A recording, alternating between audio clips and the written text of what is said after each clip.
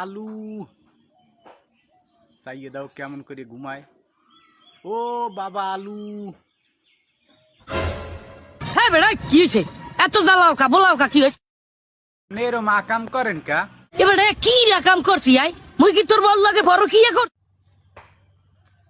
আর দূর হে আকাম না, আমনে আসুক কেরম সেতলেন কা? ডৌলারের ভোগ তুই নইতে মুই চাতলি তোকে সহে না যার কেউ সহে দাওরা। হ্যাঁ কা আবার কিডা সেতলে? হ্যাতে মোরা জানি না।